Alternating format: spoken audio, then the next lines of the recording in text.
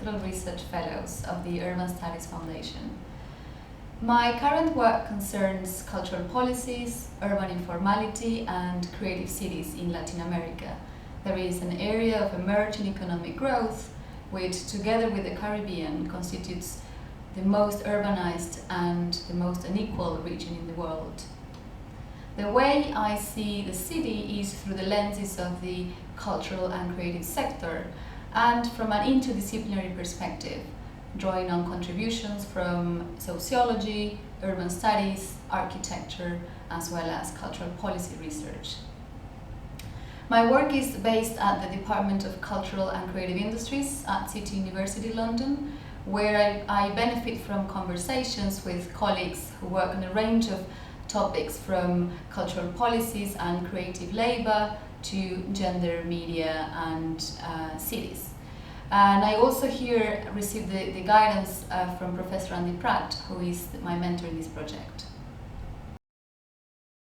In the last decade, there has been a rise of urban creativity and a fascination with creative city policies, ranging from supporting the cultural and creative industries locally through entrepreneurial training or tax subsidies to implementing flagship cultural developments and even launching creative observatories and cultural industry markets.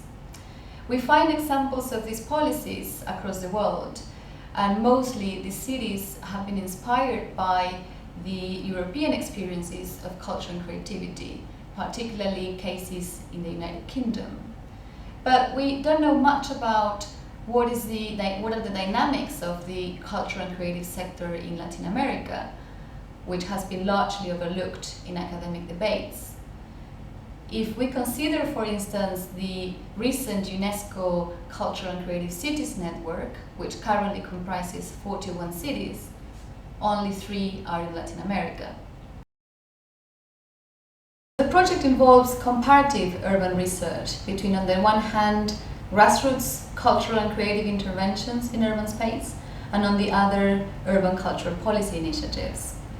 I examine a number of cases in 2 South American cities, Rio de Janeiro and Buenos Aires.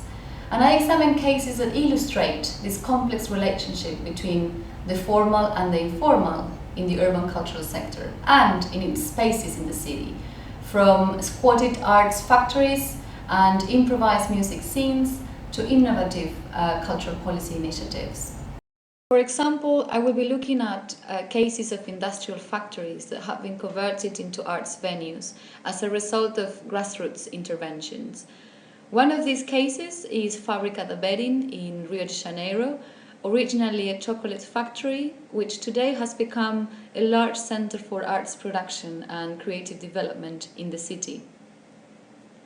Another interesting case is that of IMPA in Buenos Aires, a former aluminium and plastic packaging factory which workers took over and began to run as both a factory and a cultural center through a collaborative self-management model.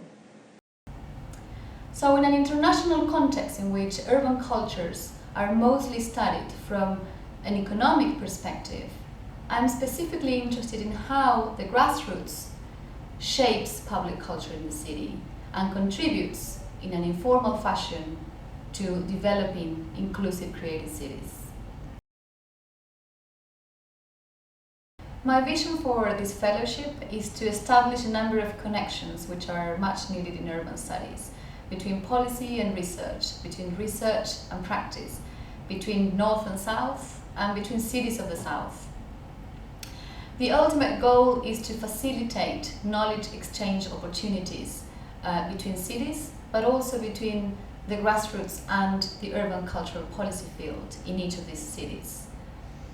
This is why I have adopted an action research design, which I hope will help me involve participants more directly in a matter that concerns them directly, which is cultural policy.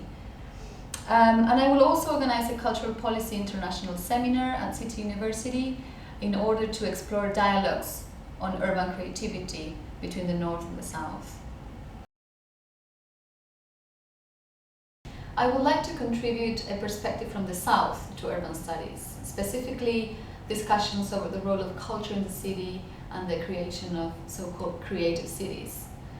By combining bodies of literature which rarely speak to each other, and I'm thinking here of urban informality on the one hand and creative cities on the other, I seek to create a new space for exploring and learning from what I call informal creative cities in South America.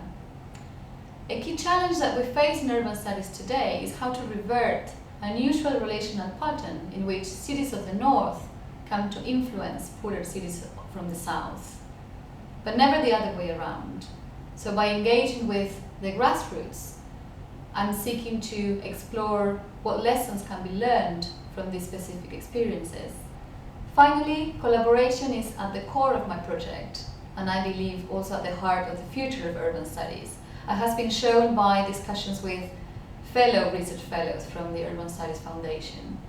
In terms of policy collaboration, I am currently participating in discussions to organize a regional symposium on cultural policy with the private and the private sector. And in terms of academic partnerships, I have already established some links with universities in Brazil and Argentina. And I am also working with UCL in a partnership to curate a policy studio on urban informality. I think it is time for urban planning to learn from grassroots experiences of poorer cities. Not because the cities are less wealthy, but because they offer alternative ways of imagining novel forms of cultural policy which can resist rather than reinforce views on culture and creativity purely in economic terms.